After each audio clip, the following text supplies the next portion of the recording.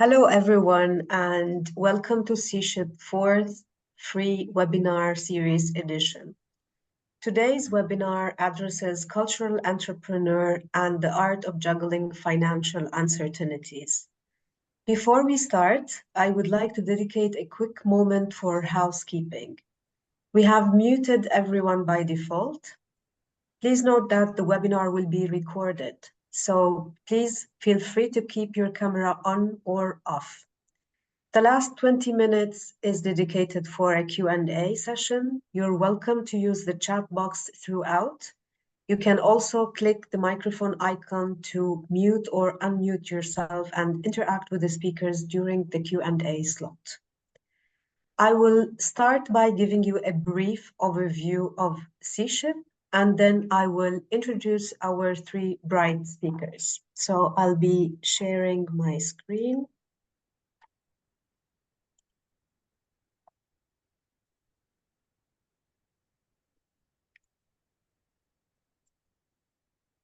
Okay.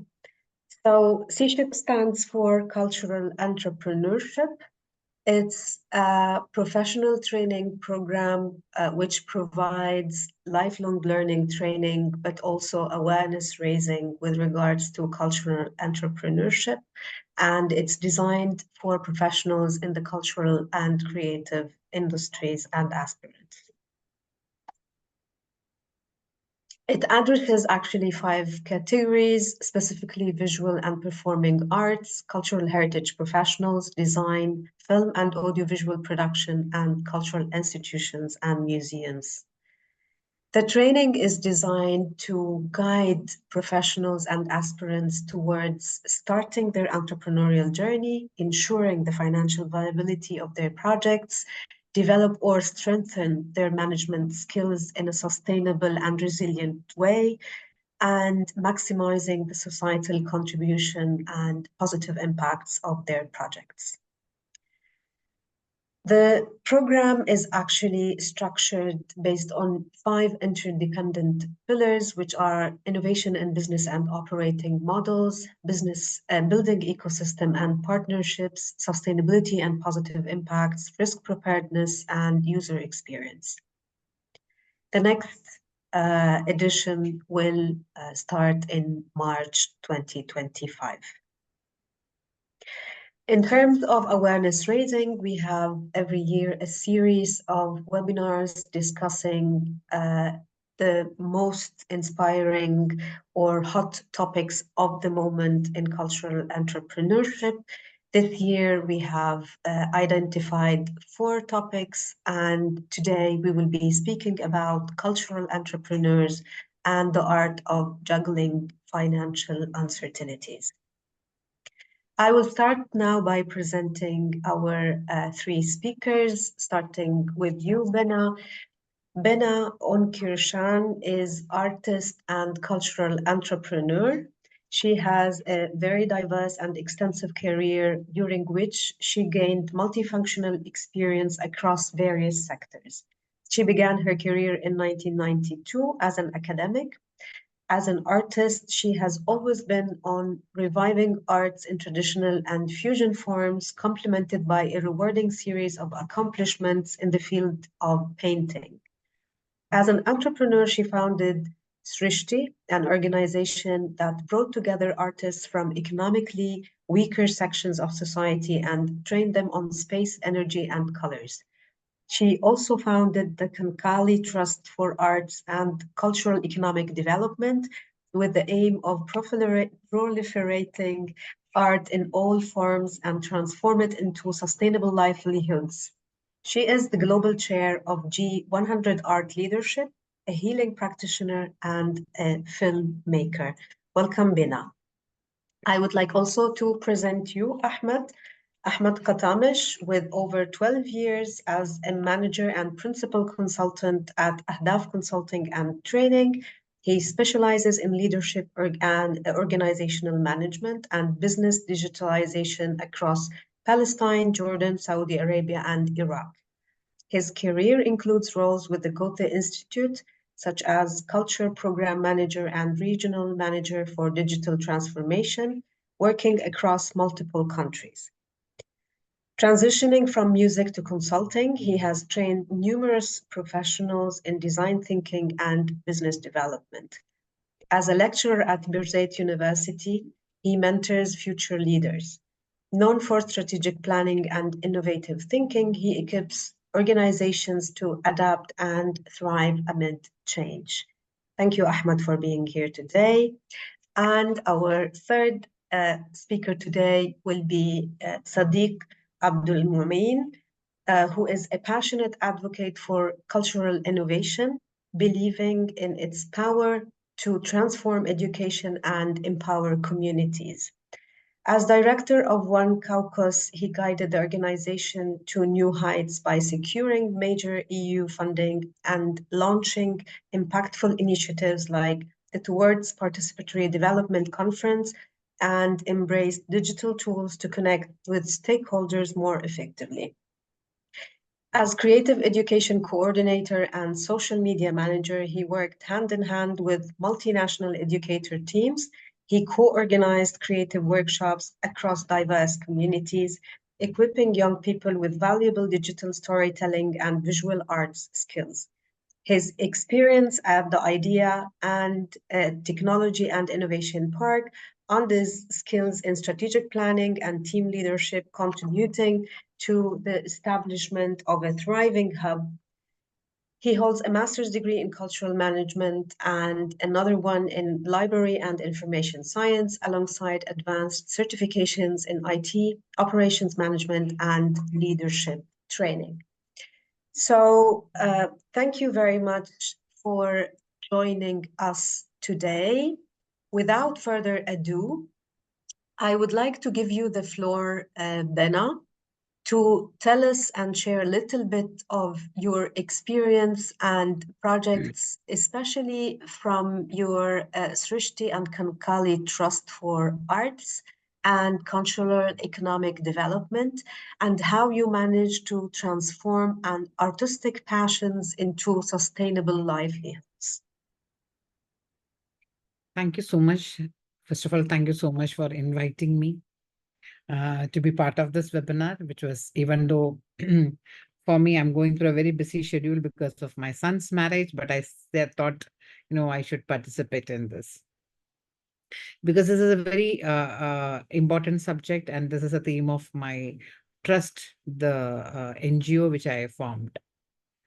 I'm actually an artist by passion, but by profession, I was always into business. I've traveled all around the world, and my major space of working was trading. I've traveled all around the world meeting people, but all the time I always kept my art alive. So being in personally, but I had never got into a space of converting it into a business or that was never into my even thought process.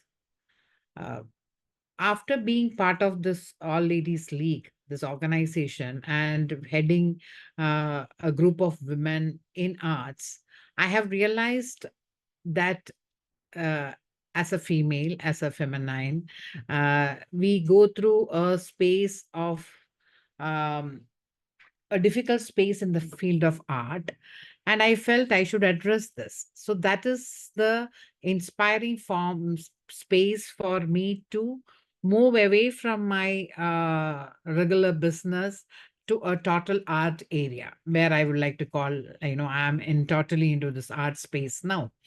With my business acumen and my exposure, traveling, meeting up people, with the great networking platforms, I realized that I can do some part towards this particular mission. Srishti, knowingly, unknowingly, 20 years back, I started this organization called Srishti, wherein we had around 10 artists on board, and we used to take orders from hotels, houses for paintings, for artworks, and I used to give it to these people. That was the era where in India, from the computers have come in. So a lot of artists which used to paint the posters, make posters for movies, has lost their jobs. this is the time I have brought in this particular brought in this organization so that I could, bridge them to a space of art, where they can convert their art into money. That was my aim of Srishti, which was actually successful. And but me being into business, I realized that a lot of my personal attention was required, which didn't happen. So I had to leave out of that space. Even though as an entrepreneur with regards to art, I was successful during that time.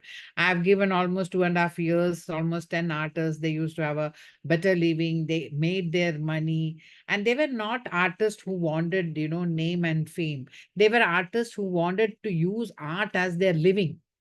So it was a very different space than just an artist of what I am. um, from there my trial, but it was always there in my brain, I should do something. And that is where I started with the Kankali Trust. It's an NGO, where with using my own network, I raise funds. And that can be a stepping platform for the upcoming artist, a stepping platform, because uh, that is where I felt, you need a hand to give them a support to move into a space where we can bridge them with lot of informations. In the sense, an artist an artist per se, it is very difficult for them to think about money. It is either their artwork or the money. It is very difficult for them to rate their artwork. They find it so difficult. They find it so difficult to get into a social media. They find it so difficult to express their feels towards in a public space. That is the story of almost 80 to 90 percentage of artists. Must be 10% may differ. Even me being an person if I want to talk about my art, it becomes so difficult for me. It is so difficult for me to put a costing for my art. So it is so important. And that is one reason which I always felt, that as long as we don't rate our own art, if we don't give a costing, we don't keep a costing for that, it becomes difficult for them to convert it into financial space. And art, when it comes to art, it is not going to be not like a regular work. There are a lot of uncertainty. There's not like, it's not a regular requirement of anybody. So get into a sustainable space, you really need a group of people or people into other spaces who can make, that is what Kankali is trying to do, who's going help them out to make it as a voice for them to talk about their art, to talk about how this can, to bridge them, basically bridge them economically, bridge them, convert able to convert their artwork into financial support for them, to make this as a choice of work. It is so difficult to balance profitability and passion, I feel. Because when you think about profitability, you really sometimes need to go much away from your basic cultural spaces to the modern trend. Like, you need to adapt a lot of modern trend to to be to be in the space, today's space, which most of the artists finds it difficult. Must be the new age artist. Okay, they are born with it, for may not find that different. But the artists of my age, I feel you need to really give them support, to and make them understand about how they can adapt to a living space, or convert this into their economical stability. So that is where I work on my on Kankali. And what we do is, I'm into movies. I am a filmmaker. I am basically an artist who do a lot of research on my culture, because I feel that is something we are losing in every state, every country. If you see, we are losing out the binding space from the culture. So I am basically on a research of a subject called 64 yoginis. It is 64 feminine powers, which was there existed in India during the second and the third century. So I'm doing a research last 10 years. I'm into this project, and I've completed 64 paintings. It took 8 years for me to complete this painting. And I am basically planning to travel around the world with the subject. I have converted the subject into a different space as an feminine energy. How important is the feminine energy for every human being to achieve something in life, to become a power of manifestation for them? So I thought this is the space which anyway I'll be going ahead with my journey. So why not add on more artists to it? So my effort can become, as an entrepreneur, I need to, the difference between a normal business person or an entrepreneurship or an art entrepreneurship is that we need to think more socially. We need to be more inclusive, wherein the other a normal business person doesn't have to. He has to only think about his profitability. But in this case, you have to talk about culture, you have to talk about the system, you have to talk about inclusiveness. So if I am doing an exhibition, why not have three more artists on board to have their exhibition, to give a space for them? So that is where I am trying, my best, putting my level best to put things together and take it forward. I feel that is so important that we need to get into that space of inclusiveness, or it is very easy to talk about inclusiveness, but practically to do that, it is not going to be very difficult. It is not going to be an easy thing. Example, an artist which I knew recently, a wonderful artist. She used to paint. She paints basically realistic paintings, and was selling it for a very less price. So I asked her how much you sell your paintings for. And when she said the cost, I was really wondering, how could she sell it for such a low cost? So then she was here seeing my smile. She said, "Why do you think it is more?" I said, "No, it is not more. It is very less." And in fact, he said, "How much you will sell it for?" So it was easy for me to talk for her than for me. When it comes to that is where I understood that power. If it was my painting, I would have thought 10 times, how will I rate it? When it was her paintings, I could rate it into a greater space. So she said, "No, who is going to buy?" I said, "Next time when somebody comes for your painting, please tell that, Kankali Trust is the organization who is taking care of your sales." And they came to us, and straight away from 50,000 INR, who she was selling, that is almost from there to straight away to 5 lakh INR she could sell the first painting. And I didn't take much time to do that conversion, and thereafter that kept a standard, and she sells her paintings in that range. So basically I feel, one thing, as an entrepreneur I could talk for her. Number two, that was a hold which I could give her to as an artist. And if I'm able to convert, that is where I'm thinking, if I'm able to convert that my input into money, that money can be helpful for other artists too. So that is how I am planning or trying to groom up my organization. And of course, film is a greater part. We are coming up with a bigger project, which I'll come up very soon, talking about it. It's about involving feminine filmmakers and how to support them and how to raise funds for them. So it's a project which I'm working on, which is on a very initial stage. So I really feel, as a entrepreneur working in the space of art, um, you need to really think about the culture. You really need about to think about uh, inclusiveness. You really need to think about finance. You really need to, it's more of a bigger responsibility, and you really need to have good financial advisors to support, to plan your financial inconsistency, because you may sell a painting today, you may not do anything for another 3 months. So how to build it, how to use the new network systems to make your business successful as an entrepreneur. So I really feel you need to have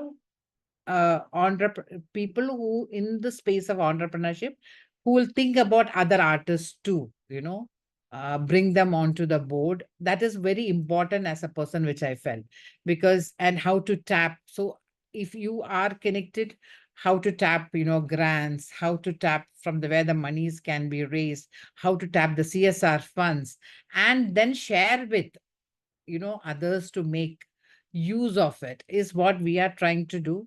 And somewhere I'm there, I feel I'm on the track. uh, so that is why I felt, I should be part of this talk, to hear from others, to know more, how do they manage. It's more of a learning, so this is also a step of my, which I feel, which everyone needs to do, more of cooperation, more of collaboration. The power of business, or as an artist, as power of this art space entrepreneurship, is community, I feel. You need to have a greater community to make this as a successful space, as a person, and as an artist too. Thank you very much, Beena, for sharing this very inspiring journey. You started actually by explaining your concept of gendered landscapes and how the feminine art space area was shaped into your artistic vision, how actually you seized the opportunity of the digital transformation into providing different working environment to artists with your first experience, where you tried to empower them in monetizing their art using social media or interacting in public spaces, which made you understand that they lacked also a kind of a backbone, a community, and a safety network, which not empowers empowers them economically, but also creates a connection and provides an economic stability.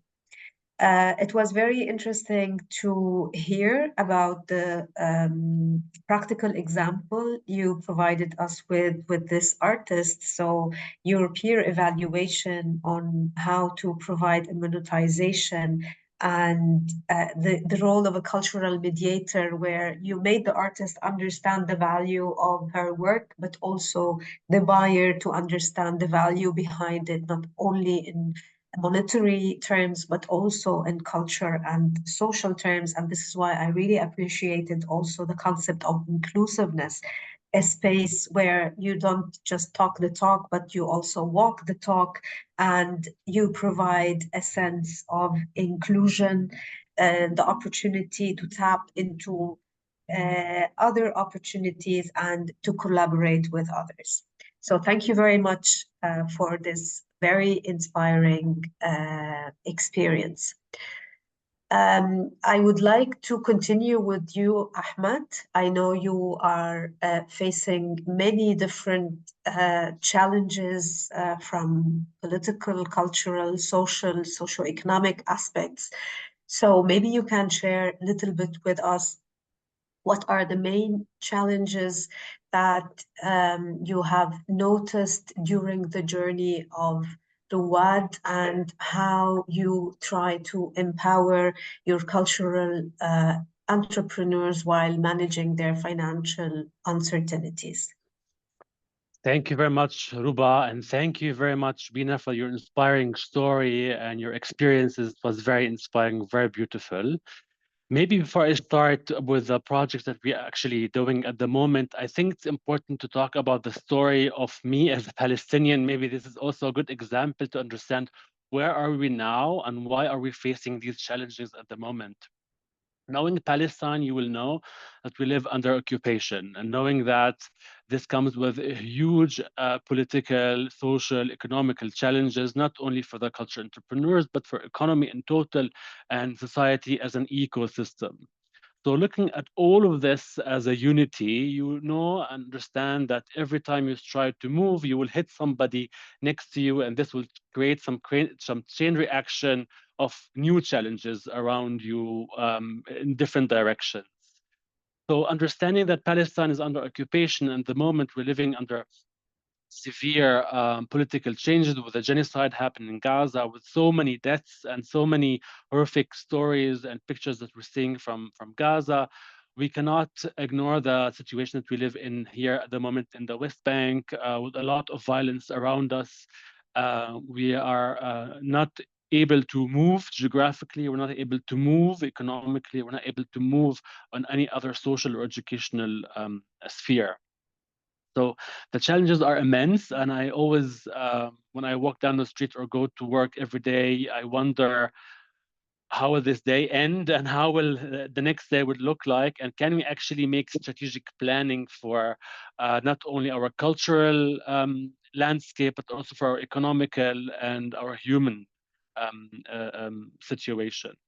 So understanding this background, we come to the fact that the ecosystem in Palestine has been built over many years based on volunteering. So when a society says we want to volunteer, we want to be part of a bigger volunteering landscape and help each other and not look at the financial and the economical revenue that we might make, just made Palestine very unique, because suddenly you can see people dancing, making music, opening stores, building their lives, all based on volunteering, all based on shared services amongst smaller societies. You know, Palestine is a very small country, even though maybe it's a lot in the media, but we're a very, very small community. This has changed over the years through the greed, through the need for money, need for capitalism, the growth that we had over the years. This also has changed society immensely and has shifted the focus from volunteering, from helping society, from building it grassroots up, into a very much driven society for economical development. This comes with a lot of advantages and disadvantages. At the moment, we are suffering from huge disadvantages. Disadvantages means that the cultural landscape in Palestine, when I say cultural landscape, I'm talking about everything what we're about talking in the beginning. We're talking about music schools, museum, visual arts, theater, dance, and everything that comes with it, other institutions or individuals or clusters or collectives. This group of all of these people are suffering from the current situation for the lack of financial abilities, lack of financial accessibilities, and also lack of financial knowledge and management. That's where Ruwad, and Ruwad means the person that takes an innovative journey, Ra'id, also means entrepreneur. So the idea of Ruwad, it's built on a very big sentence. It's a qualification program.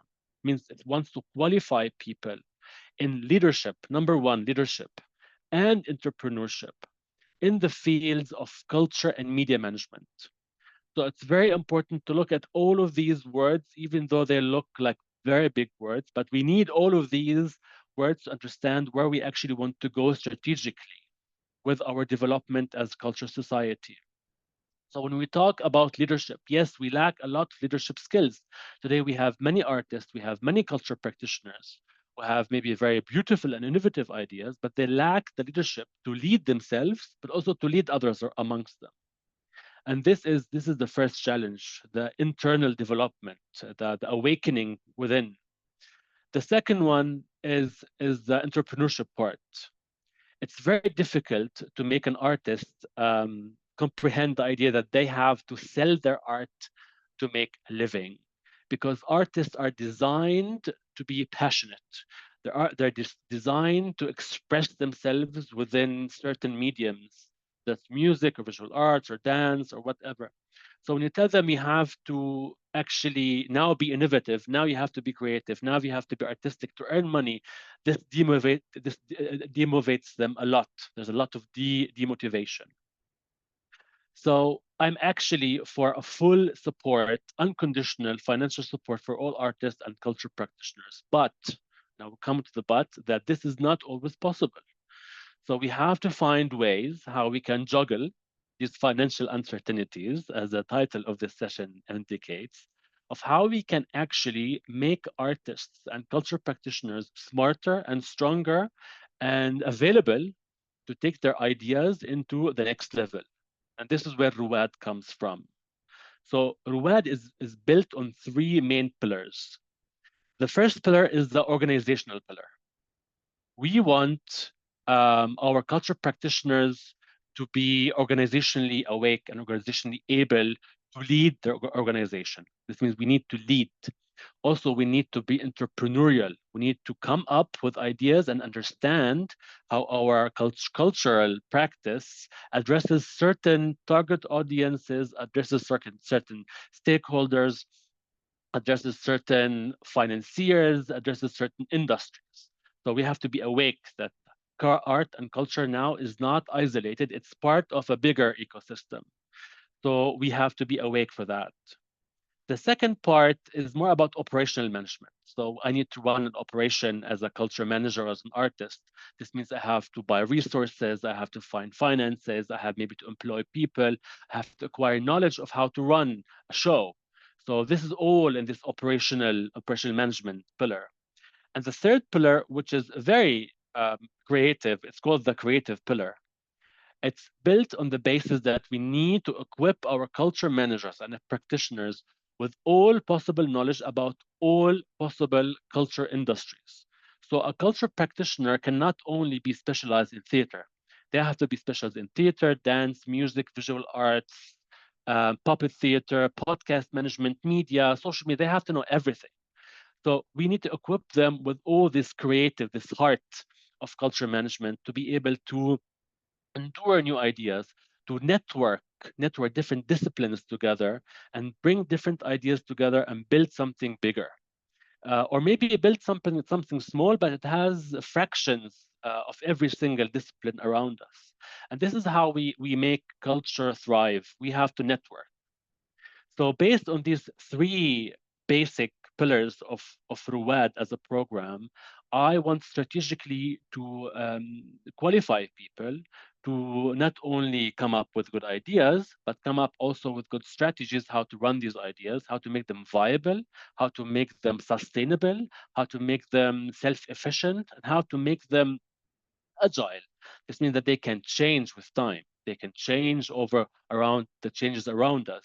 Because if you want to be stuck with a certain idea, we will be rigid, and we will at some point we will break. So we don't want this rigidity. We want this flexibility. So this is the main idea of Ruwad, but I want to address something else about the ecosystem that we're living amongst. When I came up with a concept of this program, I was analyzing the field around me. So what's happening around us? What has been happening for the last 20 plus years? So I discovered that that the political situation, firstly, is very difficult. What I just said about occupation, genocide, but this is not new. And this is bringing a lot of logistical obstacles, a lot of political obstacles. This means movement is difficult. This means traveling is difficult. Bringing goods from outside is difficult. Exporting goods from Palestine to the outside is difficult. So this all puts it a very thin funnel. It's very tight funnel where everything can move from. So it makes it very slow, very complicated, and sometimes impossible.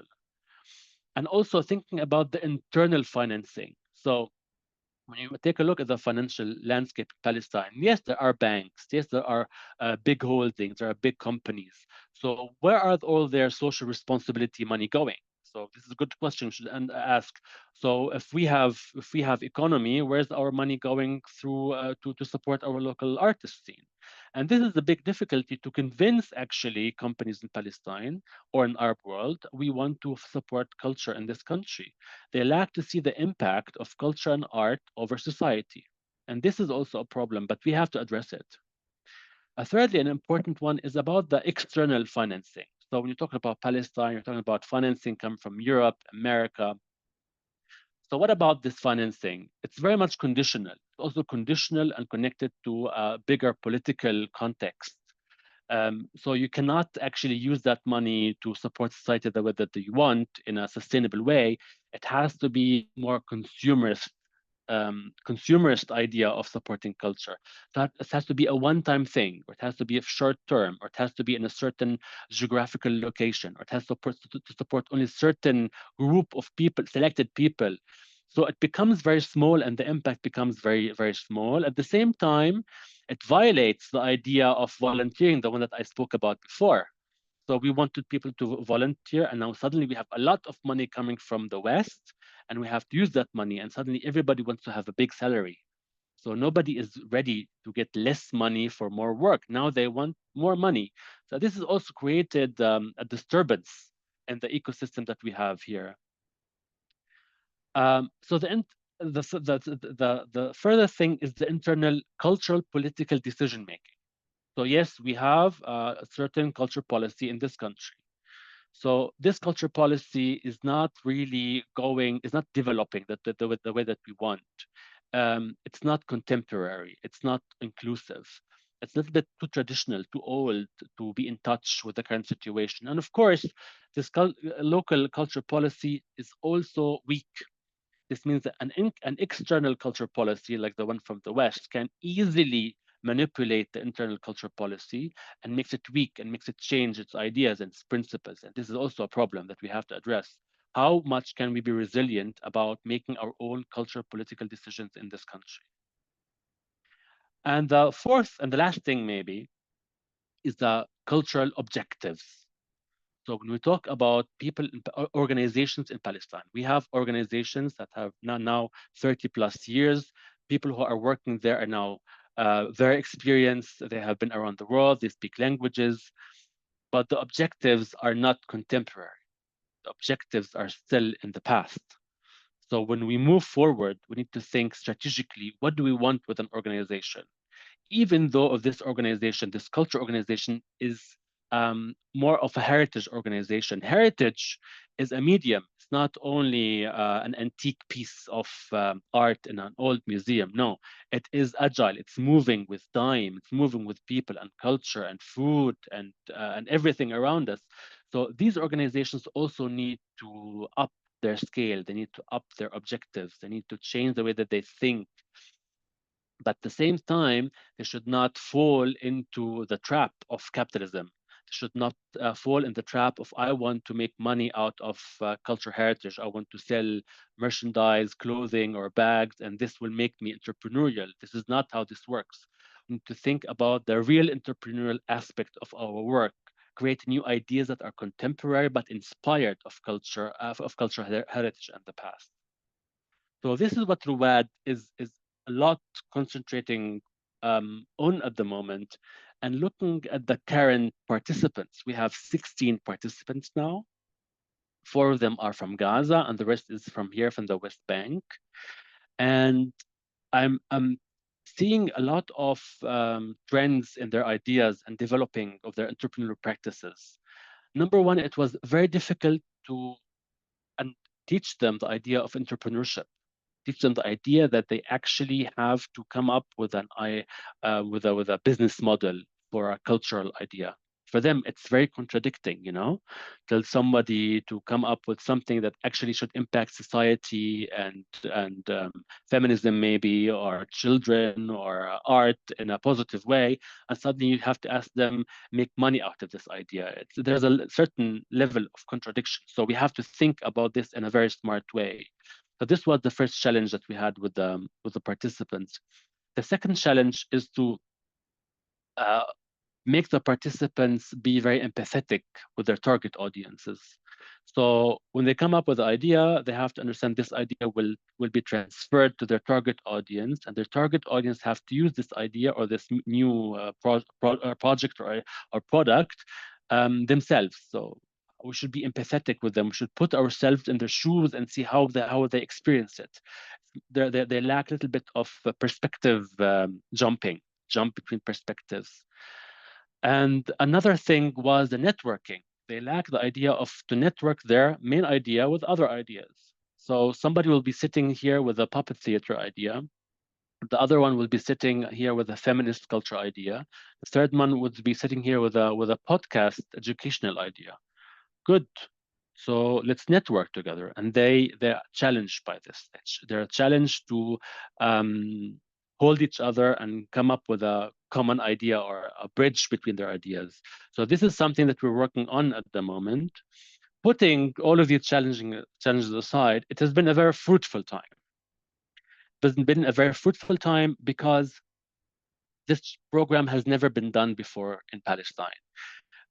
Nothing has been constructed in this academic and practice way and best practice way ever before.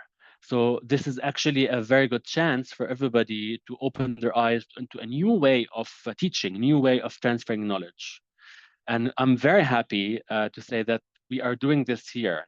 So not only the experts are transferring knowledge, but also the participants are contributing to this knowledge sharing and knowledge transfer. Thank you very much, Ahmed, for sharing this very exciting experience, regardless of the massive challenges you are facing in Palestine. So you started by providing a macro perspective on the challenges, knowing that you are living under occupation, genocide is unfolding in Gaza, and ethnic cleansing in the West Bank. The main challenges you mentioned were related to mobility, not having the ability to move, of course, also the lack of perspectives because of no one knows what happens next, and the lost in a way of the spirit of volunteering. You also mentioned that the cultural landscape lacks financial availability, but also financial knowledge. And here's where Rawad tackles this gap by providing both leadership skills in terms of soft skills, but also entrepreneurial skills in terms of monetizing, in terms of bringing ideas into life through the organizational, operational aspects, and of course, the knowledge about CCIs. So you also mentioned how to make their ideas agile, viable, and sustainable. But you also mentioned some difficulties related to the context in relation with engaging with companies. And here, I'm sure Sidiq will have a lot to say in terms of external financing being conditional on the terms of the funder, in terms of weak cultural objectives, but also weak and outdated cultural policies. I would like now to actually move to you, Sidiq, where you can create bridges with what Ahmed was just saying, and tell us maybe a little bit about your research project where you examined the intersection between sustainability, cultural institutions, and corporate financial support using ESG metrics. So can you explain how the ESG criteria applied to cultural programs can be beneficial for both sectors? Thank you very much, Dr. Ruba. As you see, I have a presentation actually. I don't know if I can share that. Yes, please. Yeah, please. Okay. Can you see my screen? Yes, maybe if you can put it full screen. Okay. Can you see it now? Yes. Sorry. Is it full screen now? Yes. Okay. Thank you very much. This presentation is, first of all, thank you very much, Dr. Ruba, Ahmed, and Beena. It's my pleasure to be here. I'm from Nigeria and I'm currently in Estonia. And I've been working on some research and I'm very glad to share some of this with you. And also I want to share some of my experience with you also. So my presentation is based on three aspects. I'll be talking about cultural innovation that I think will solve some of these problems that are mentioned by Ahmed. And I'll share a little bit of my personal journey, which is relating to funding and the difficulty around funding as an individual entrepreneur. And also, I will talk about my project that is just an example of the innovation I'm encouraging in the cultural field. So I want to start with maybe I know everyone here understand all of this, but a little bit of what I am looking at in the aspect of cultural entrepreneurship. So, for example, I said solution is actually innovation to all of this problem. We know there's a lot of problem in the cultural field, but I believe the solution to all this problem is innovation. But then how do we approach this innovation? And cultural entrepreneurs, in my sense, in my understanding, we can actually call ourselves entrepreneurs. And by entrepreneurs, we means people that use creativity and innovation to solve problems and provide solutions, maybe for the purpose of making profit. Or we can be entrepreneurs, maybe some of us that are employed in an organization to to create some kind of solution that is not necessarily the primary objective of the organization, but we are employed or we are in that organization to create a new solution. And institutional entrepreneurs. So this is the interesting part that I am really looking into. And the institutional entrepreneurs are just actors that leverage on resources. And these resources can be internal resources, can be external resources. And the main thing I want to point out of this is that for institutional entrepreneurs, which is what I'm encouraging, or which is what I want cultural entrepreneurs to see themselves as, are they use resources to create new divergent change. And this is based on the concept of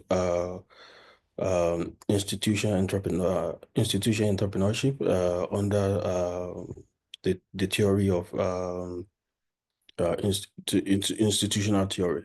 And this divergent change will mean that they are doing some innovative program that are not necessarily in the organization. They have to break away from the concept and the institution to get this change.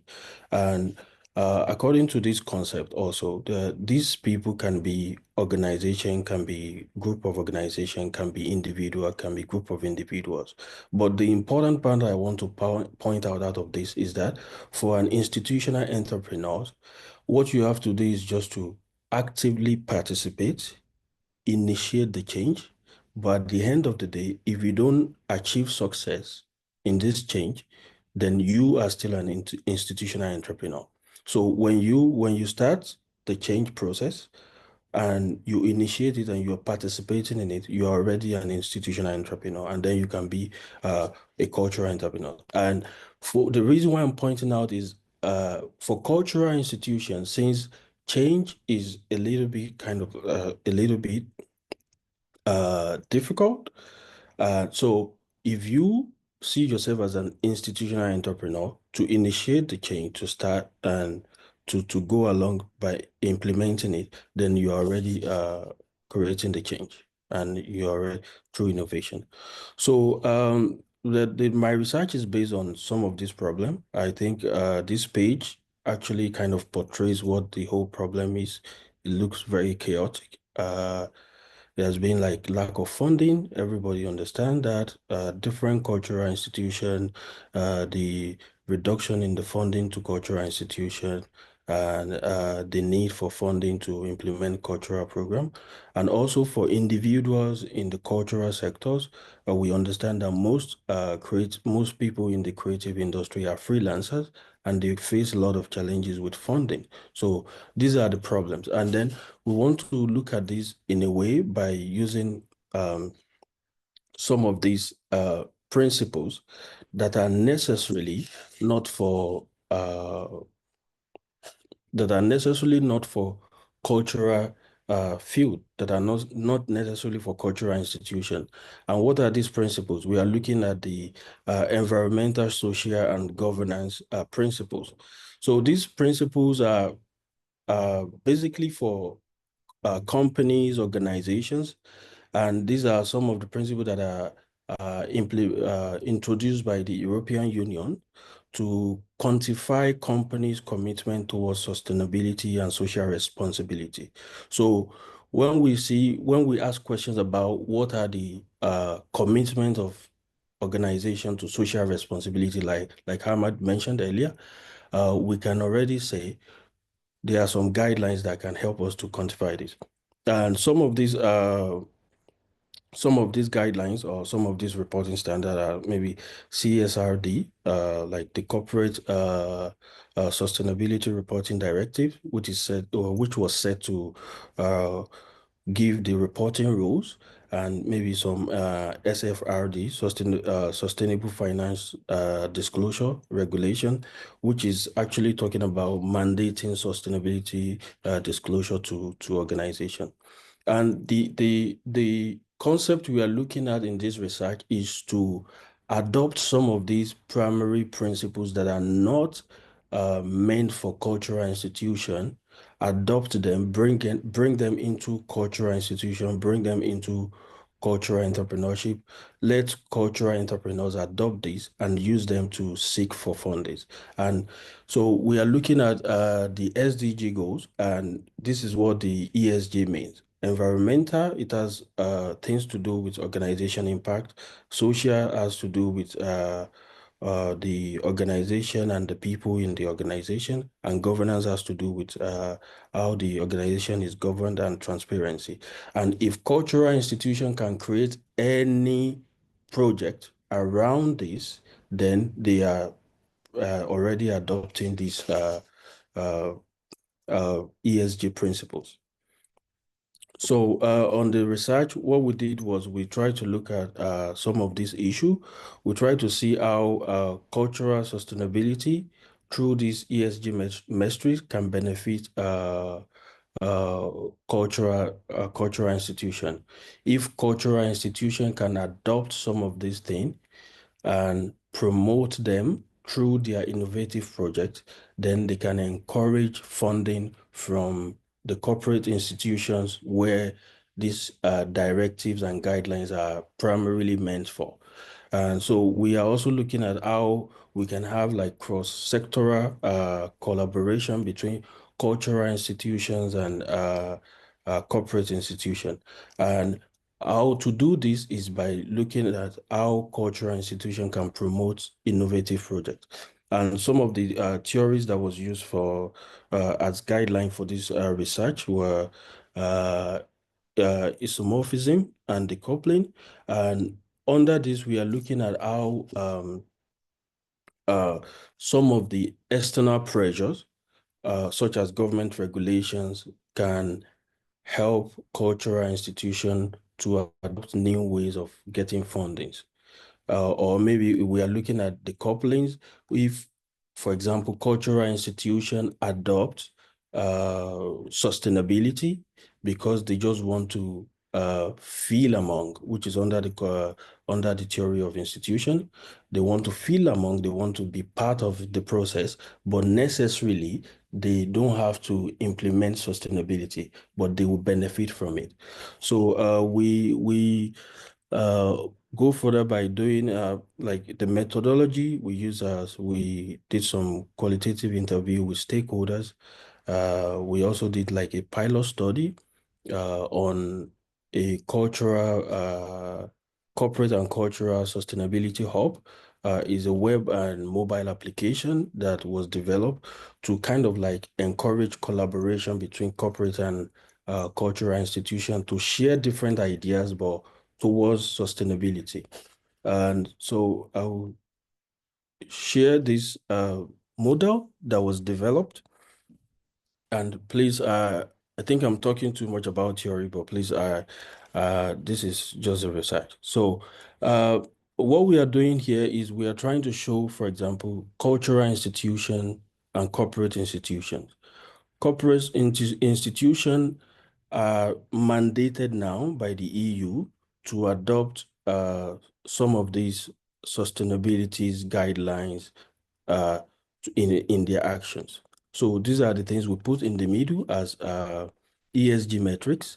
And cultural institution, as we all know, we have the responsibility of pushing limits in the society, entertainment, encouraging critical thinking. And we are trying to showcase the relationship that this can have. So if cultural institution is pushing limit through their activities or their project, or it is entertainment, maybe musician or artist, or we are encouraging critical thinking through our work, through our research. And we have corporate institutions that are participating in social responsibility, maybe for their own purpose of brand awareness, publicity, tax incentive, and all of that. We can all use these new ESG metrics that are derived from sustainability guidelines to kind of get to the same goal.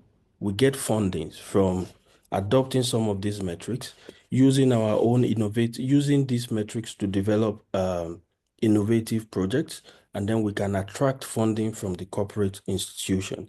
And then at the end of the day, we are showing that if we do this, then we will all lead to the end, which is like the purpose of corporate institution and the guideline and whatever social responsibility they have. And the purpose of us as cultural institution also is to have a social impact. So this is just like a brief of what we are trying to do. And this is like the mobile and web platform that we created to kind of test. It's like a pilot test to kind of test how the collaboration between corporate and cultural institution can benefit cultural institution to get funding, but also at the same time making progress with sustainability and also making social impact. So this is the code. This is like the QR code if you're interested, or maybe we can check it later. I can share the slide. And this is like the platform. So the research at the end, we realized that there's a need for innovation in cultural projects. And we realized that this is something that can help cultural institutions to achieve funding and even progress. And there's also the need for cultural managers, entrepreneurs, cultural entrepreneurs to learn about sustainability. And this is at the same time encouraging us to go outside of our field. And it goes down to the next one, which is need for cross-cultural, cross-sectoral collaboration. When cultural managers, cultural entrepreneurs learn about other things outside of their field, then they get aware about the other opportunities outside of their field. And regarding the application we made to test this idea, we realized that this, according to a lot of people, is that this is a futuristic idea. This kind of application can work, but for now it is not possible because a lot of people don't even know about sustainability, talk less of going further to seek collaborative means. And innovation can make financial freedom. If we can innovate as cultural managers, then there's a possibility for financial freedom. And so this is it about the research, and I will go on further to now talk, because this is basically around like cultural organization. And as an individual, I'm going forward to kind of describe as an individual, this might be a problem. And I am kind of creating awareness about this. And I'm talking about this now because I also think for cultural entrepreneurs, especially immigrants that find themselves around this part of the world, this is a bigger problem for them. Because if you have the idea, if you have the concept, if it is working, this is one of the biggest problems. So, sorry, excuse me. So temporary status kills project ideas for cultural entrepreneurs, because I'm mentioning this because I just want to create awareness about this. And if you are in any position to help any immigrant students to kind of get them stability wherever they are, please try to do that. And I try to idealize this concept with how immigrant entrepreneurs, even with a lot of ideas, successful ideas, can get killed by the instability of where they are and all that. So thank you, bro. Yeah, I think there's no time. So I also want to briefly talk about the innovations that we are working on, which is called co-vibration.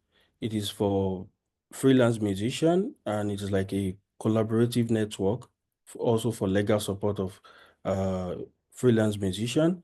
And it is to solve the problem of finances for freelance musician. And in conclusion, I would say, um, I believe innovation, resilience, and community through networking are some of the solutions that can actually help cultural entrepreneurs to gain financial stability. So thank you very much, and sorry for taking too much of this time. Thank you.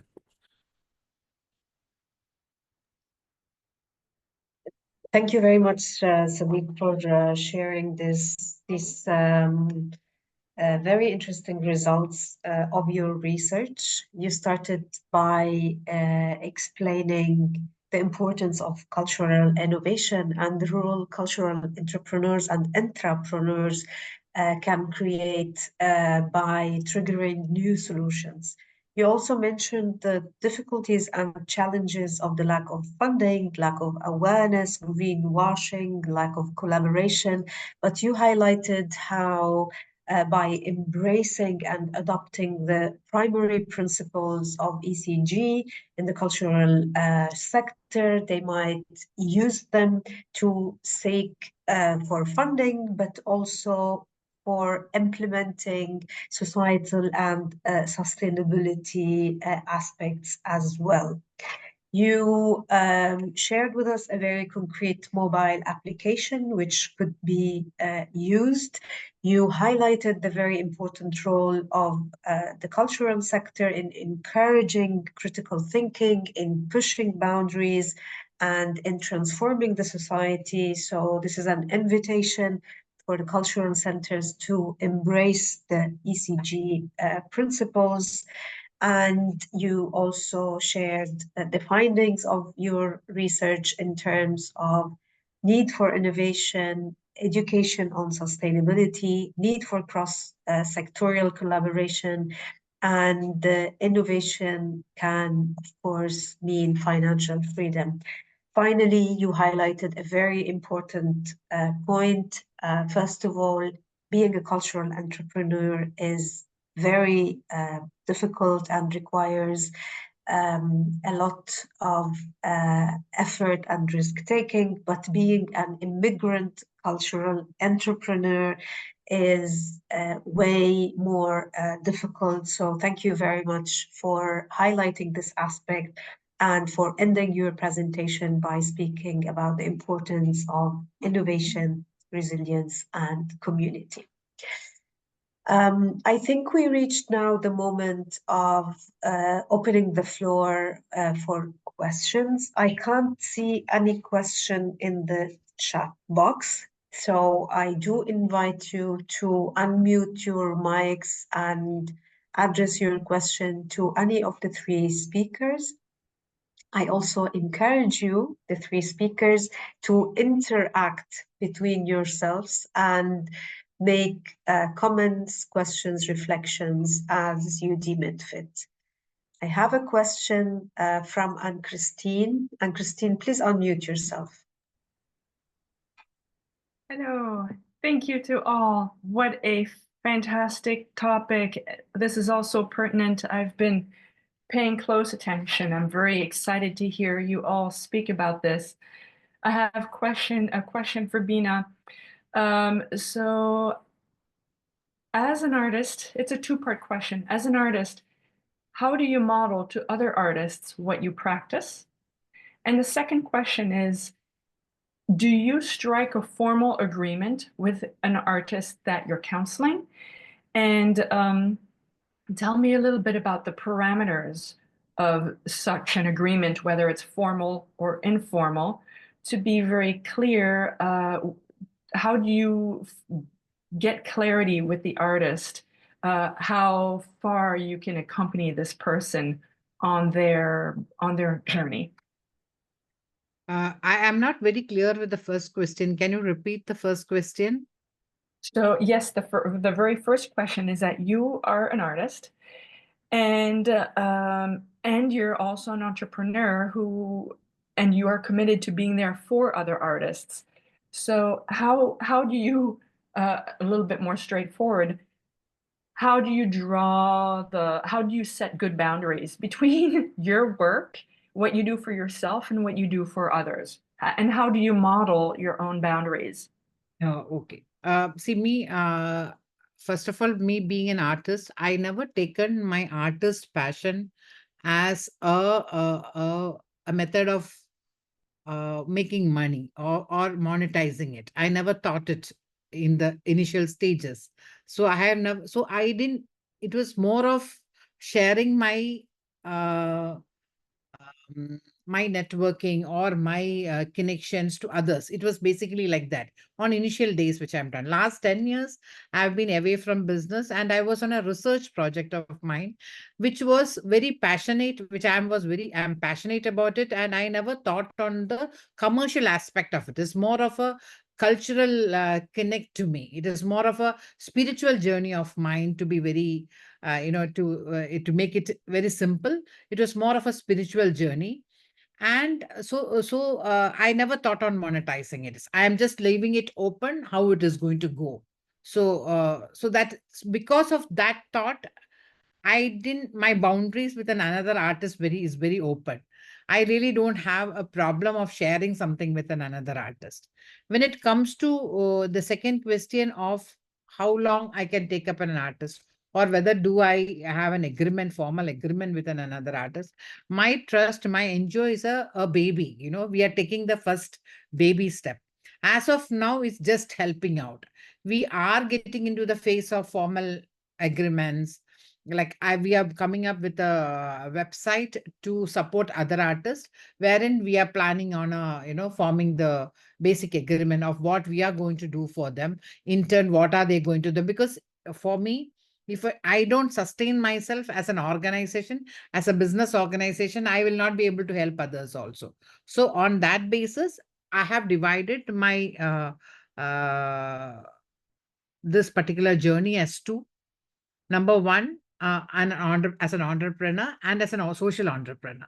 So it is very easy for me to know that, okay, what do I need out of it, and what do I need for others? When it comes to this particular organization, I really don't think about making money for myself. I think of making my money for the organization. And when it comes to me, I have my paintings to sell. Like, so I'm not depending this as a business format to be a breadwinner for me. So that gives me a lot of space and freedom to work, and to go beyond my borders, or so to fix up things, it gives me a lot of space. So I think I've answered both the questions. This is what exactly I want. Yes, in future, of course, I'm planning for proper agreements, proper things in place, because anything needs a discipline. That is what we are trying to teach, or that is what we are planning to implement. A discipline has to be there. Of course, we'll be coming up with um, more of agreements. And with regards to how long I can go with an artist, or how long will I support them, it's like, when you take up an artist, we'll have to travel some time together till the time they find a space. We need to give some time for that. So it's not going to be a normal, and I think it will be a journey, all of us together. It's not going to be me alone with somebody. It has to be a community. That's what I feel. Thank you. This is inspiring. Thank you, Anne-Christine, for this very interesting question. And here, the concept of community keeps popping up in the three presentations. So actually, resilience cannot be created without a safety net of a caring community, which keeps feeding in, which provides peer review, which provides different types of support. Um, I can't see other questions. Actually, I have a question for Ahmed. So, how often do you envisage repeating your training? Is it annually? Is it and for how long? Thank you very much. We're now it is now our first semester, so we started in September. We already finished 7 sessions, and we have 5 sessions to go this year. I'm already in contact with several universities in Palestine to have this accreditation as a program for continuous education. So we're not at the bachelor, but as a continuous education program for people who finish university and they want to deepen their knowledge into a certain topic, because many of our experts have master's degrees or PhD degrees, and they can be a great value for universities, especially those who are diving into creative industries, and they want their students to have excellent knowledge in this field, and they want them to connect whatever they have in creative industries into entrepreneurial practices. Thank you very much, Ahmed. I see, and Christine, you have a second question for Sidiq. Please go ahead. Yes, but if somebody else has a question first, I'm happy to put my question on pause to let somebody else get something, a word in edgewise. Go ahead, and then Okay. we'll give the floor to Teresa. I'm interested. You mentioned governance and transparency, and that caught my attention.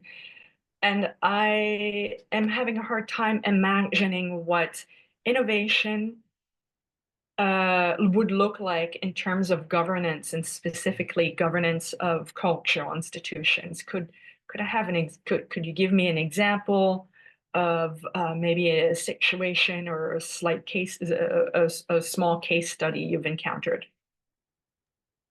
In this case, I think the concept of adopting these ESG metrics is not to take it as it is, maybe on the aspect of governance directly, but is to create innovations around it as cultural institution. For example, if a museum or a theater house goes ahead to make some kind of drama that is addressing some social vices around like corruption, and then they can kind of collaborate with some institution who are mandated to report around ESG metrics.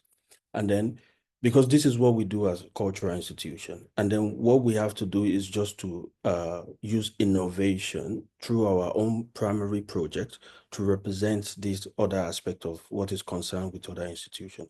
So that would be like an example. Thank you. So you're saying that in the case of a theater institution is to develop a theme and then to partner with somebody cross-sectorally who can bring that information, that qualitative information that has been brought up by the intervention in the community, and kind of report on it either in the media or academically in a research context. Yes, and for example, now we know that corporate institution companies, through the encouragement for them to be more doing better in social responsibility, they now have to report with the guideline from the EU, and if there are fundings that they want to give for such kind of aspects, or maybe around governance, then cultural institutions creating a project around that can encourage the funding, can benefit from such funding. And then the corporate institution can report on this kind of activities as their own. So which is kind of creating like a mutual benefit for both institutions. But then to achieve this, we just have to be very creative as cultural institutions to encourage this kind of funding. That's very exciting to hear. Thank you. Thank you. And actually, there's a message for you, Sidiq, in the chat box. So Teresa is asking whether you could please share again the QR code. So Okay. maybe she can, and maybe you can put it in the chat so other people also can benefit from it.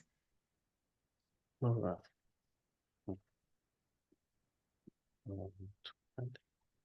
Okay, I can't see any more questions. I don't know you, Teresa, if you wish to pose a question. Hello, everyone. Thank you very much for 3 great presentations. Yes, I would have one, also to Sidiq, please. I was wondering about your research. Did you have, by chance, any very unexpected findings where you thought that that was not something that you really expected, something that you just learned by chance through your research? I think the most important thing that I find out from the research was the shock around the noise of sustainability. When people talk about sustainability, everybody talks about sustainability. But through the research, I remember talking to one of the director of a cultural institution in Estonia, and I asked the simple question of how are you managing sustainability in your organization? And the answer was not a good one. So people talk about sustainability, but they really don't know what it is. That was one of the biggest shock. And if you want to work on sustainability, then you have to understand sustainability. So that is why education around these kind of topics and encouragement for cultural entrepreneurs to look outside of culture and learn about all these new topics that can encourage, can bring new innovation to the cultural field. That is very interesting what you say, because sometimes I feel like as well that sustainability has become that big buzzword. It relates to many things. There's sometimes not a common language. And even if you read many different things, there are even so many different understandings. And it really takes time to narrow it down or define a common language, what we are talking about, if we're talking in a group or in a certain research. And the second part, to look out of the box and to look beyond, is also a very interesting finding. Well, Yeah. I keep it short here. Thank you very much. And sorry, please, I would like to add, because also one other thing we try to talk about during the research using the theory, institutional theory, is that cultural institutions sometimes, we don't even need to actually practice that sustainability. We can just kind of like adopt it into our own activities, which is using that guideline under the institutional theory of decoupling. So because of the pressure, because we see other people doing it, why not? If we can benefit from it, then we can also adopt it. True. Thank you very much. Thank you. I have one final question maybe to address to you, Ahmed, again. So you have mentioned enormous challenges, actually, but you also shared that 16 people participated in your training. How can you a little bit contextualize how these people under these massive complexities and difficulties manage to think about their capacities and upskilling needs? I was actually very surprised to see that people are interested in the program. When I launched it in August, it took a month, and we quickly gathered a lot of momentum, because people, I think, saw that they want something different and they want something creative to do with their education. I think a lot of them saw that they need a way out of the situation around them, and money was not the thing that they seeked. Like, people who are participating, they know it's not like a course for financial management and afterwards they can get a job at a bank, they can quickly find a job. No, they're here because they're seeking to widen their horizons. As you mentioned, under the immense pressure we're living under, people start thinking about different things that are a little bit weird. Suddenly, People want to be want to learn more. People want to be together more. People want to be at home longer. People tend to do a lot of activities with their children, education activities with their children, and the tendency of the people here is that they want to find a solution for a big problem that they see around them. Not only their problem, but the problem that they see around them, a kind of trend problem, a problem that that's repeating itself over and over, and nobody can stop this the snowball from falling, you know. And I think they're all try to find a way to stop it, find a solution. None of them is seeking to leave the country. None of them is saying, I want to immigrate to Europe, or I want to go to Jordan, or I want to go somewhere else. Even the participants in Gaza, least of their worries is to find a stable internet connection to be with us in the online sessions. So the need for these kind of programs is important because it's close to their hearts and close to what they actually are passionate about. That's why culture is very important to us now. This is a very powerful message on how culture is nourishing souls and how it's perceived also as a transformative medium to societal challenges and maybe impossible situations which are unique to the situation currently happening in Palestine. Before closing the webinar, I would like to give the three of you a word just to close by something you would like to share with everyone in terms of hopeful message, in terms of a comments concluding today's discussion. So maybe I will start with you, Beena. Actually, I really feel we always go after bigger words, or the trending words like sustainability. And we try to use such words or try to force such words into our system without even understanding what it is, how that is going to matter in our own subject, so how it is can be implemented in our own. Instead of that, if an organization is able to help one person to make his life better in the field of arts, or able to contribute towards the creative economy, which is very, very powerful tool. It is like a mind which can never be over. And it is so important that people have understood the space of art is been has his role in health, has his role in bridging countries, has his role in diplomacy.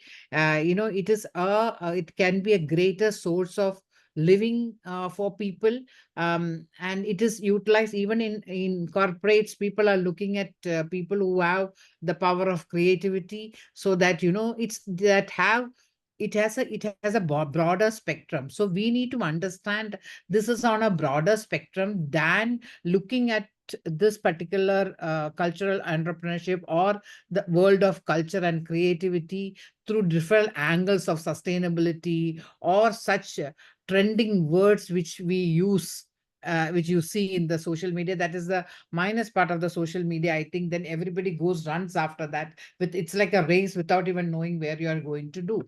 So instead of that, if you are able to make it practically for yourself and able to help a smaller community, and such smaller community comes into place, and then that means that is going to be a greater help. Of course, we need organizations to support us, to show us the way. All that things is there. While I feel as a person, every individual can do a certain mission instead of running behind, where the world is running to. I think that will make a tremendous result in this field. Ahmed? Well, I wrote something down before we start, and I think What I completely agree with Beena about these big terms that we're always running after. What I think is very important now is that funding needs to be 100% accessible to all culture practitioners and artists with no conditions whatsoever.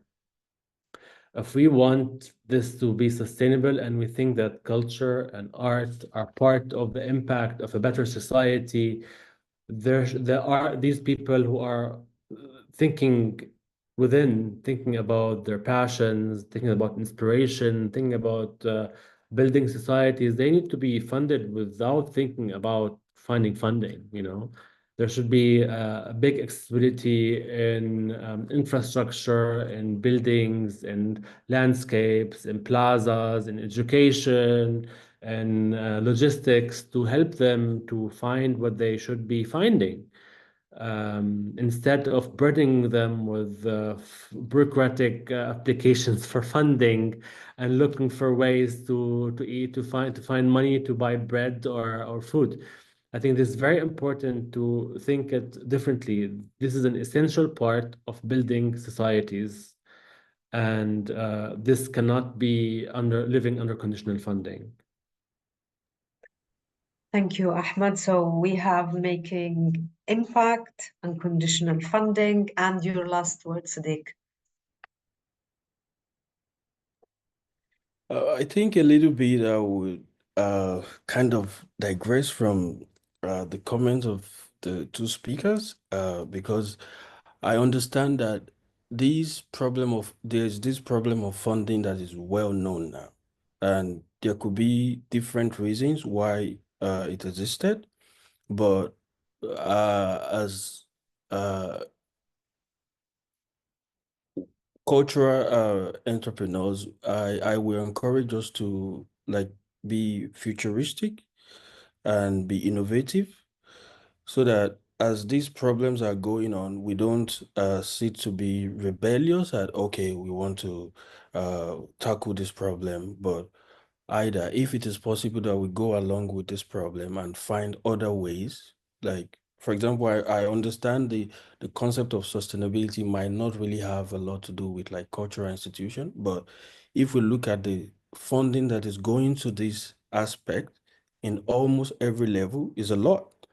And if we sit back and say we don't, you have to give us our funding as cultural institution, whereas they are cutting almost all the budget in cultural institution, we will, be left behind. So we have to look for innovative means to just go along with this. And if we can benefit from this in our own ways, by adopting some of these innovative means, then it's all good for us. So innovations and trying to like go forward with our project. Our project also adopting innovation in our project will be the way forward. That's my take. Yeah, thank you. Thank you very much, Sadiq. So you concluded with being futuristic, innovative, and pragmatic. Maybe I would like to end by concluding with some keywords that were popping up during the webinar, which are sharing, caring, inclusiveness, training, and community, and of course, innovation. Before waving goodbye, I would like just to inform you that our upcoming webinar will address culture and arts fair access and opportunities. It is scheduled on Thursday, 12 December at 4 Central European Times. I would like to thank our three bright speakers. Thank you very much for attending the webinar, and also a big thank you to my colleague Karen El Haddad, who took care of all organizational matters. You will receive a follow-up email asking you to evaluate the webinar, so please do. And if you wish to rewatch this webinar, the recording will be available next week on Ishek's YouTube channel and on C-Ship's LinkedIn page.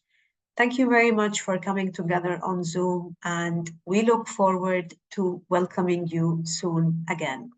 Thank you very much, and goodbye. Thank you. I can't wait to watch the recording again. Thank you. Thank you. Bye. Thank you. Take care. Bye. Bye.